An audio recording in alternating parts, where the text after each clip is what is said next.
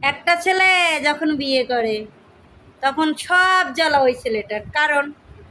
বউ বলবে স্বামী আমাকে ভালোবাসে না, সে আমার প্রতি তার কোনো গুরুত্ব নাই।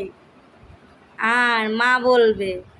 ছোট থেকে বড় করলাম, বিয়ে করাই দিছি, এখন বউ বউ করেই পাগল, মার কথা ভাবে না, মাকে এখন চেনে না, এখন বউই তার জগৎ। আবার বাবা বলবে কি কব, কপাল, ওলা বিয়ে করাই দিছি পর